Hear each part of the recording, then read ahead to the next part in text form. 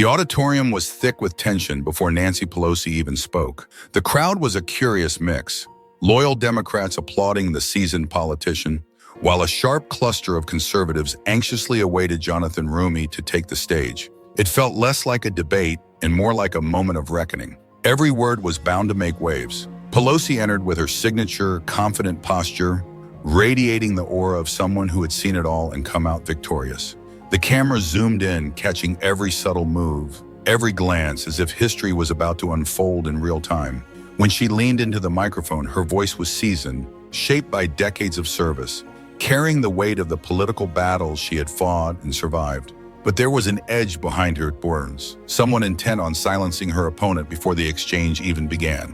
"Let's not waste time," Pelosi said, her voice sharp, dripping with experience. "Jonathan, you're idealistic. You speak with passion, but here's the truth: you can't win. Not against me, not against my knowledge, and not against the reality of politics in America." The audience erupted, some clapping fervently, while others gasped at her bluntness. The words hung in the air, sending ripples through the room. Pelosi's supporters grinned, certain that the match had already ended before it even began. Journalists scribbled quickly, eager to frame tomorrow's headlines. "Pelosi crushes rising star with one sentence." But the camera quickly cut to Jonathan Roumie. He didn't flinch. He didn't lower his gaze. Instead, he sat back with a serene calm, his hands folded on the table, his expression sharp yet composed. There was something in his posture, a quiet strength that made seasoned politicians uneasy. The crowd hushed, sensing that he wasn't about to back down, that Pelosi's bold declaration might have been a fatal misstep. This wasn't just a debate anymore. It was a clash of ideologies, a confrontation between Washington's establishment and a new voice offering something radically different. All eyes shifted to Jonathan, waiting to see if he would crumble under Pelosi's seasoned dismissal or rise with the kind of answer that could turn the tide. The silence stretched longer than expected after Pelosi's words. The cameras caught Jonathan's calm expression, almost amused, as though he had been waiting for this very moment. The stillness was palpable, making the audience lean forward in anticipation, sensing that this was the trap that was about to snap shut. Pelosi's smile tightened, realizing her words hadn't had the impact she'd hoped for. The playbook of dismissing her opponent with sheer authority was running into unexpected resistance. Finally, Jonathan Roumie leaned into his microphone. His voice was steady, but razor sharp, delivering a message with the precision of someone who knew exactly how to reach the hearts of the people. "Mrs. Pelosi," he began, his voice resonating with calm authority, "every time someone like you says we can't win, it's exactly why America is tired of this political system. What you're really saying is that you don't want to lose power. But the truth is, you already did." The audience gasped. Some clapped immediately, while others were frozen in shock. Jonathan's tone wasn't defensive, it was surgical, cutting to the core of the issue. He wasn't seeking validation, he was flipping Pelosi's words back at her. Pelosi shifted slightly in her seat, her smile faltering for the first time. Jonathan pressed on, not giving her any space to regain control. "You've spent your career telling Americans what's not possible, telling them they can't change, that they can't rise, that they can't win without people like you. But America doesn't need gatekeepers anymore. It needs truth tellers. And if you don't like it, too bad. I'm not here to ask your permission." The crowd roared, louder than before. Even those who had come to support Pelosi couldn't deny that Jonathan had landed a blow that could not be ignored. The moderator struggled to regain control as chants of "let him speak" rippled through the auditorium. Pelosi's eyes narrowed. The seasoned politician, who had debated world leaders and wielded power for decades, suddenly found herself in a fight she wasn't prepared for. Jonathan Roumie wasn't playing by Washington's rules. He wasn't intimidated by years of power or the political machine. He was speaking directly to the people, unfiltered, and with a sincerity that cut through rehearsed talking points like a knife. It was clear now, Pelosi's attempt to shut him down with a single crushing sentence had backfired spectacularly. The fight was no longer about experience versus youth. It was about who could claim the moral high ground, and Jonathan Roumie had just seized it. The tension in the auditorium became electric, and the camera zoomed in on the faces of the two leaders. Pelosi's expression tightened, while Jonathan's eyes burned with the intensity of his message. For decades, Pelosi had been the one to command the stage, bending narratives with the sheer weight of her name. But now she was faced with someone who wasn't impressed by that legacy. Jonathan Roumie wasn't deferential. He wasn't intimidated. He was disruptive. and it took both allies and critics by surprise. Pelosi leaned forward, trying to reclaim control. "You talk a lot about truth," she said, her voice sharp but controlled. "But you're playing with fire. Reducing complex policies to sound bites does real damage to the people you claim to defend. That's why experience matters. That's why someone like you isn't ready." Jonathan Roumie smiled, not with nervousness, but with readiness. He let the words hang in the air for a moment before striking back. "Experience?" he repeated, raising an eyebrow. "You mean the kind of experiences that led to endless wars, broken promises, and scandals you still haven't answered for? If that's what readiness looks like, maybe it's time America chose something different." The crowd erupted, applause roaring so loudly that it drowned out the moderator's attempts to restore order. Some stood up, chanting his name. Reporters furiously typed, already drafting their headlines. "Jonathan Roumie clashes with Pelosi." Crowd erupts. Pelosi's composure cracked just slightly, but enough for the cameras to catch. She fired back, her voice rising. "Now that's the language of someone who doesn't understand what it takes to govern. Populism is easy. Leadership is hard. You can't insult your way into responsibility." Jonathan Roumie saw the opening, his voice cutting through the noise like steel, unwavering and firm. "You can't lecture your way into legitimacy. The American people gave you every chance to lead, and they rejected you twice. Maybe that tells us something." The audience gasped. The moderator's eyes widened. This was the clash they had hoped for, but even they hadn't expected it to turn this raw, this fast. Jonathan Roumie wasn't just debating policy, he was dismantling the aura of inevitability that Nancy Pelosi had carried for years. By now, the split-screen broadcast told the whole story. Pelosi looked rattled, adjusting her papers, clearing her throat. Jonathan Roumie looked calm, energized, as if each attack only sharpened his resolve. The dynamic had shifted. Pelosi wasn't the teacher, and Jonathan wasn't the student. They were equals in the ring, but the crowd had clearly decided who was landing the heavier blows. The moment felt historic, not because of what was said, but because of what it symbolized. The torch wasn't being politely passed. It was being wrestled away live in front of millions watching around the world. The moderators were losing control of the stage. Nancy Pelosi leaned in, her voice sharper now, almost trembling with frustration. "You think you're clever, don't you? You think one-liners and applause make you a leader. But when the lights turn off and the cameras leave, it's experience and networks that matter. Things you don't have and never will." Jonathan Roumie didn't flinch. Instead, he stepped closer to his microphone, his tone unwavering, deliberate, every syllable chosen to cut through Pelosi's wall of authority. "Networks? You mean the lobbyists, the donors, the career politicians who have been selling out this country for decades? If that's the network you're so proud of, then that's exactly why America is ready for someone who owes them nothing." A roar came from the audience, half cheers, half gasps. Pelosi's eyes flickered, betraying irritation. She shot back, "It's easy to tear down. It's easy to destroy. It's hard to build. And you've built nothing. You can't win because you don't understand the cost of leadership." Jonathan Roumie leaned forward, his voice steady but sharp enough to silence the entire room. "No, Nancy, what I understand is that leadership isn't about building palaces for yourself while ordinary Americans struggle to pay rent. It's not about selling speeches for millions while ignoring the people who put you in office. Leadership is about sacrifice, about truth, and that's why you lost. That's why your time is over." The crowd broke into a frenzy, some cheering wildly, others stunned into silence. The moderators were nearly drowned out as they tried to restore order. Pelosi tightened her jaw, but the tremor in her hands was visible now. The split screen told the story. One woman clinging to power with every word, another rising, not just with rhetoric, but with a conviction that shook the stage. It was no longer a debate, it was a transfer of energy, the undeniable sense that something old was breaking and something new was rising. Pelosi wasn't done yet. She leaned forward, her eyes narrowing as she jabbed a finger toward Jonathan Roumie. "You speak of sacrifice as if you've lived it, but you haven't.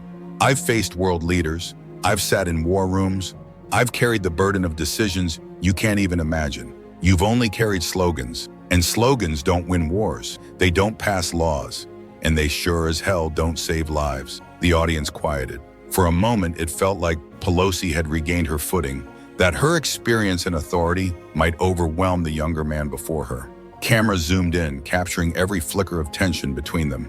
But Jonathan Roumie didn't hesitate.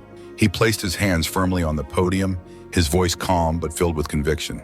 "You're right, Nancy. I haven't sat in a war room, but I've watched leaders like you send young men and women into wars with no end. I haven't had million-dollar donors to answer to, and that's exactly why I can speak the truth without fear.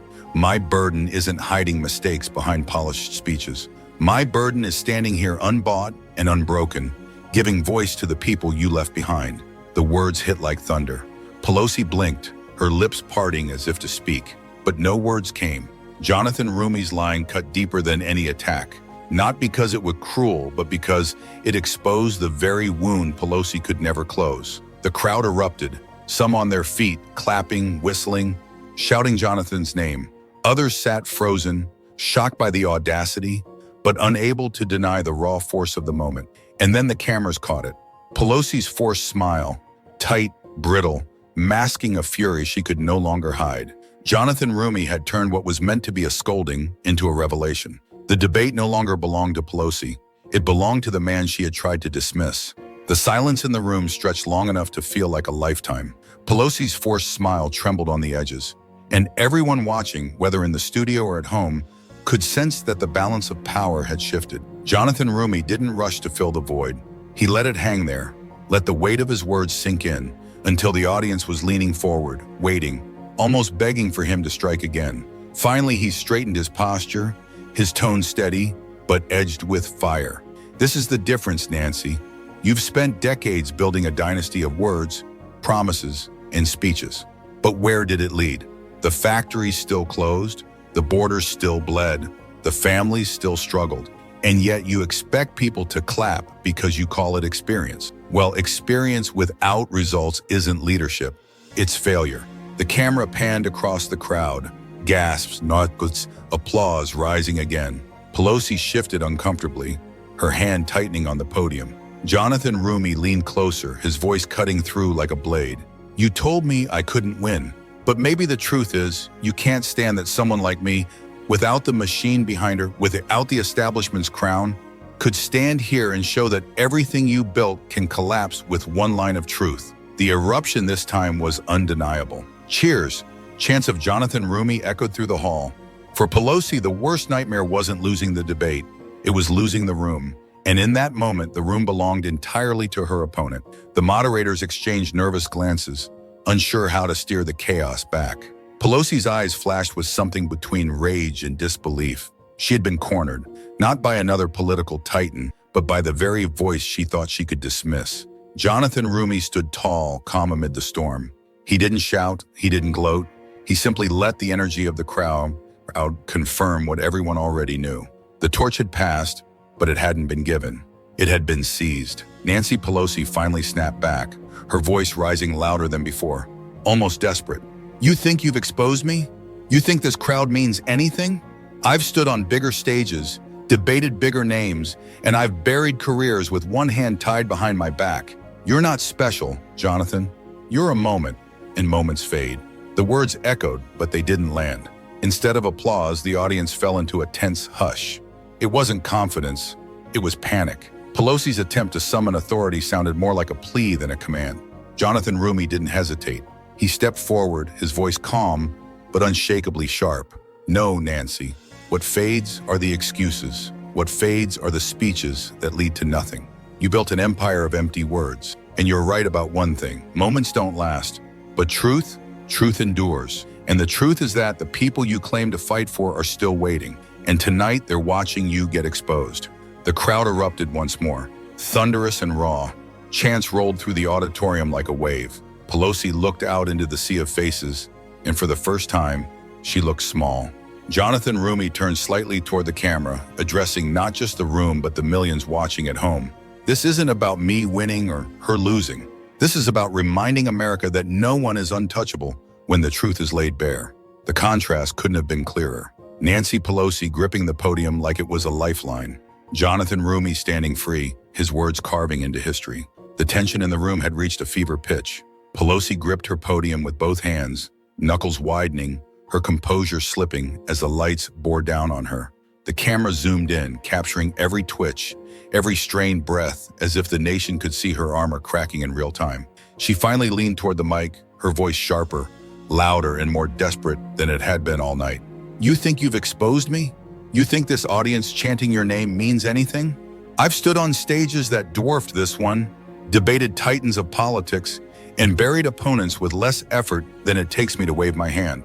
You're a flash in the pan, Jonathan, and flashes always fade. For a moment, the words hung in the air, heavy and biting, but instead of applause, a hush swept across the hall.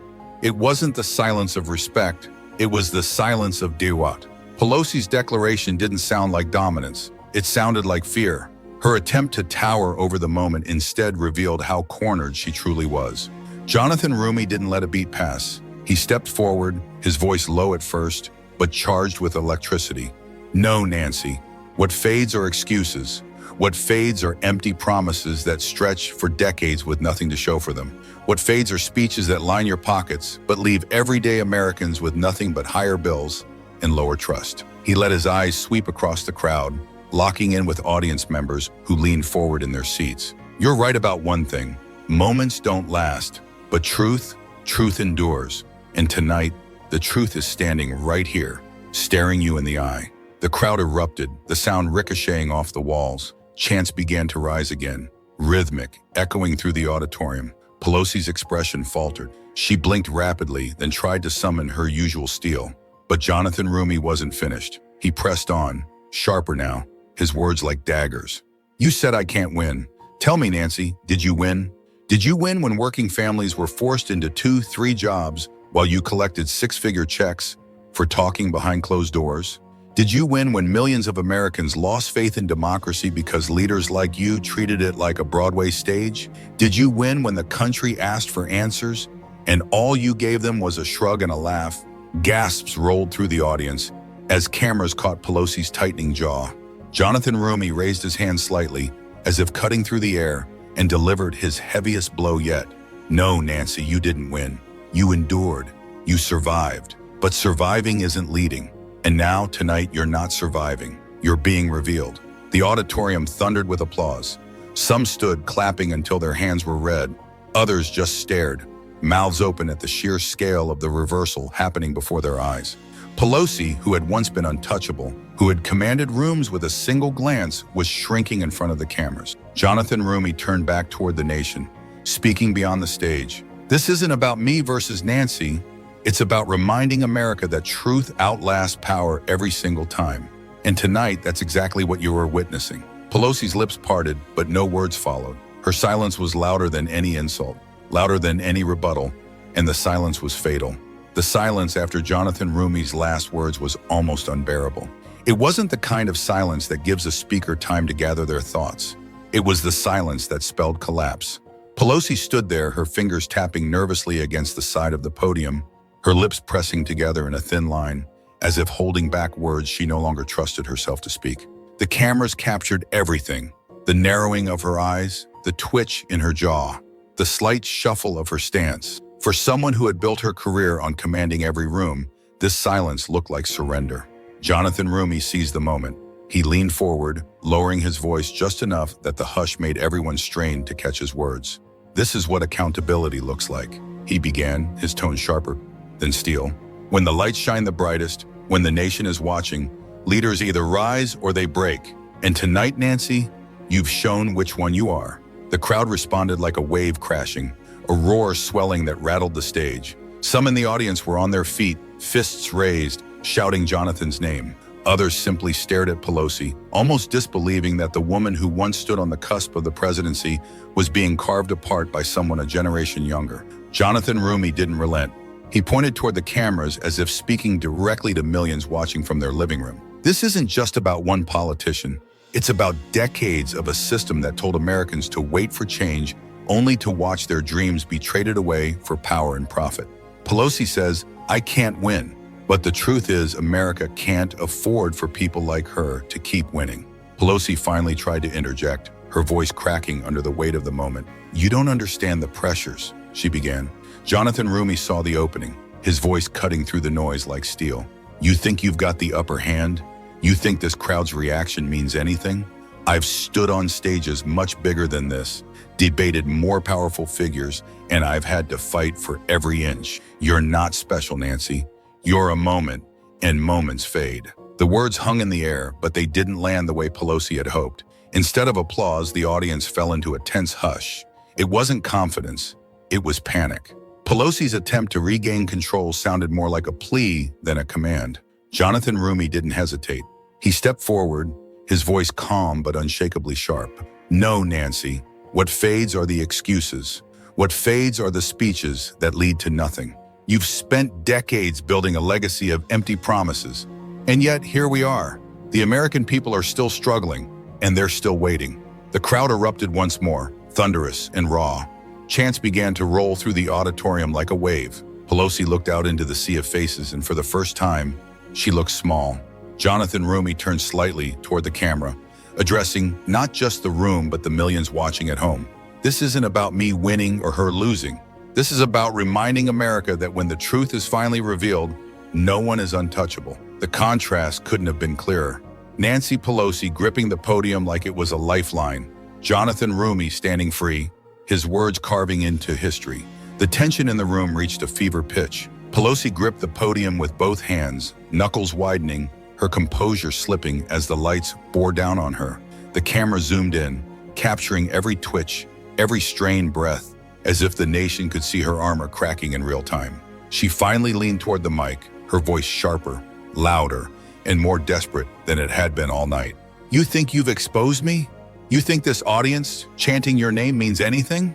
I've stood on stages that dwarfed this one, debated titans of politics, and buried opponents with less effort than it takes me to wave my hand.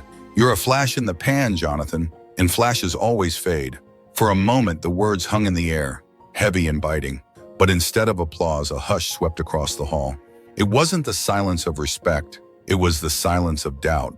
Pelosi's declaration didn't sound like dominance. It sounded like fear.